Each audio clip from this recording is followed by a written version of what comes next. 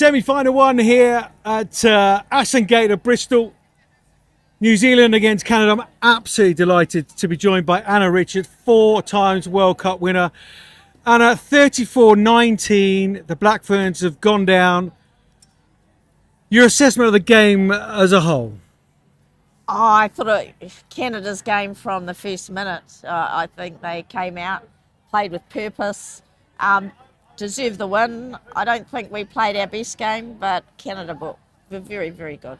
It was an unbelievable start from Canada, wasn't it? Oh. Bang, bang, try. And after a start like that, New Zealand, to me, looked visibly rocked. Yeah, it felt, especially that first, 38, 40 minutes, I felt like we couldn't contain them. Like defensively around the ruck, we were found a little wanting. And then we just made errors that they capitalised on, like Renee Holmes kicked out on the full, they scored from it. So it was kind of compounding our errors a little bit, and Canada played very well. Was that due to New Zealand's mistake or the pressure that been put on by Canada? Because it's a big occasion. Yep. There's some young players in there, there's teenagers, all the rest of it. There's still a lot of old heads in there who've Yeah. been there and done that and won a World Cup under great pressure. So, we haven't seen a complete performance from New Zealand at this World Cup yet. And again, the same tonight. And they will have been gutted, the girls, and they would have tried their hardest. Just sometimes things don't roll your way. Yeah, no, absolutely not. I mean, we must give a huge amount of credit, as you have done already, to Canada. Scored early, blew New Zealand off the park, and then those championship minutes either side of half time, really, really key scores, especially that one just after half time. Both of them. The one just before on 38 minutes, I think it was, and the one straight away just after it's like 14 points is a bit of a killer blow, because in the end we only lost by 15. Yep. So it's a very important time to really just buckle down and keep people out. Where did Canada get their tactics right tonight, Anna? I think what I liked about the Canadians tonight was they just played with freedom. They weren't afraid to chuck in an offload.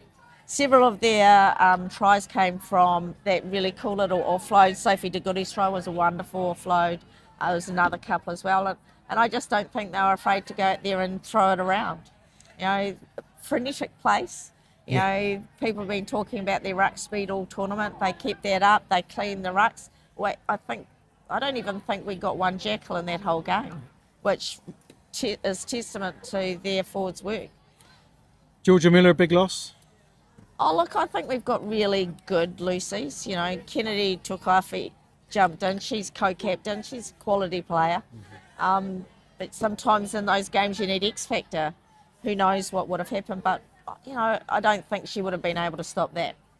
Yeah, the thing that hugely impressed me about Canada is the ability to, they've got some real pace out wide, but if they can find a little gap to pick and go, they'll pick and go. And then Pelletier is sniping around the corners. You don't know where it's coming from with Canada. Yeah, and that's the hardest to defend, is that they've got like threats all over the park.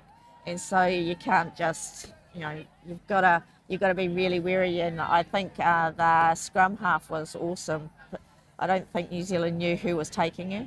Yeah. And that created indecision in our defensive line. Yeah, Pelletier was player of the match in the end.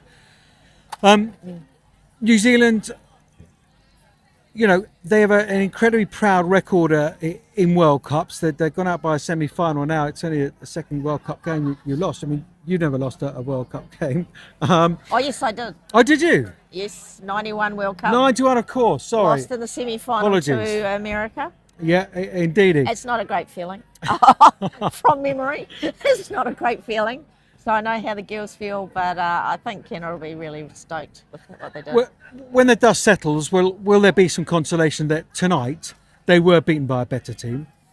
Yeah, I think the problem is that I think they know how well they can play, New Zealand, and they didn't. So I think that'll be the disappointing thing, is that, sometimes you don't really mind losing if you play really well. But when you don't play well, it's like, what if? Yeah. Just going back to Canada for last couple of questions, if I may, Anna. This Canada side seemed to have the bit between their teeth. very, very well documented, not only on this podcast, but in other places as well. You've had the crowd fund to get here. And when they compare that to the likes of England and the richer nations, they seem to have the bit between their teeth. Just how important is that mental fight that they showed tonight? Yeah, but I think they've done well this year to create a game plan where they play with momentum, and they've all bought into it, which is really important. I think it'll be really interesting when they play the English, because the English play with a bit of momentum now under Mitchell. They sweep around the corner and they really rely on their forwards to set a platform. So it'll be really interesting to see, if England make the final, how that's going to rock and roll with those two teams. So you answer my next question. Who's going to win England against France? You're saying England? Yeah, I thought France was really lucky to beat the Irish. Yep. Ireland actually should have closed that game out. They should have scored before half time. They kind of got a little one-dimensional in the last 10 minutes, only going one off. And I don't think the French have shown what they can do. In saying that, you know what the French are like. Yep. Especially against the English. They're like, they can be amazing one week and terrible the next, and amazing the week after. So it'll be interesting to see which French team turns up tomorrow and what happens then, because obviously the last time they played there was 1 point difference. So I hope the French turn up tomorrow. Anna, you're going off to meet loads and loads of people. Yeah, absolute treat to speak to you. Done it from a commentary box many times. And thoroughly enjoyed the 2010 experience. Just sum up for us in a couple of sentences this World Cup, your experiences. A treat to have you over here in England. Just the growth of this great game that you've been such a big part of. Yeah, great to see the crowds. Great to see the media coverage, which we never really had. And I think that's a testament to what the English and the French are doing in their domestic games, getting the crowds to Six Nations, which is something that everybody else needs to get on board with. I don't think the public in most other places are very good at it. Yep. So I always thought this World Cup was going to be amazing. Really spectator, people are really buying into it. There's playing it in Bristol, Bristol's been humming today. It's good to see all the people walking to the park. So I think, can't wait for next week. Sold out stadium. Twickenham will be on fire. Brilliant. Go and have a great night. I will. Thank you very much, Johnnie. Thanks so much. Not enough tonight at semi-final to have one legend. We got two legends here tonight on the Women's Rugby podcast. Alison Gates, Steph White, of course, a Canadian international, first woman to captain her country, and of course, mother of Sophie de Goede. I think some people have been calling her Sophie de Great or Sophie de Excellent tonight. Steph, you must be absolutely over the moon. Canada into another World Cup final. Wow, what a thrill. I was nervous from about 24 hours ago and tense the whole day, and wow, the girls went on the front foot from the get-go and calmed me right down. So, brilliant. It was an unbelievable start, wasn't it? Can you quite believe plenty of stats tell us that the pace of the ball that Canada are playing with and all the rest of it. But my goodness, did they come out of the traps? They absolutely did. I was at the jersey presentation last night, and the coach spoke about why we're better, why we're stronger, why our athleticism, our speed, our power, everything else made me, I went into that jersey presentation thinking, well, this is going to be a tough game, and I left the jersey presentation feeling confident. He's good, isn't he, Kevin? Yeah, brilliant. He's a magician. He's like a chess player who's 3 steps ahead. Because I did a bit of coaching and I always think World Cup winning coach Hansen said the best emotionally intelligent coach is the best coach in the room, and Kevin seems to have the girls mentally right at the correct point, but also tactically tonight they were spot on as well, weren't they? Yeah. What were you most impressed tactically about them? Well, I thought that we needed to keep it away from their fast girls. Clearly their back three are great players and brilliant. They've got a brilliant team, but they're specifically their back three, just keep it away from them. And I think we managed for the most part to do that, or at least shut them down when they did get the ball. So that to me was the difference. Our forwards were dominating in the scrum and also dominating in the breakdown. So, yeah. Yeah, and that sort of banana type shaped defence, cutting those balls off, and then when New Zealand did have the ball, hardly any commitment at the ruck. So they had those players out Right. wide. Should it get out there? Right.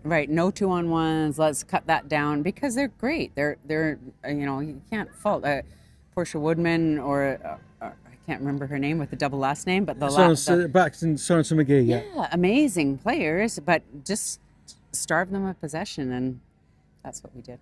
So. Have you seen Sophie since? I have not, because I Not was yet. coming to meet you. Oh, great. Well, look, we'll hurry up here. It's brilliant. Genuinely, really, really lovely for you to come out and have a little word with us, and you're going to go back and grab Sophie for a hug. What you've been in and around and close, and you follow the team very, very closely.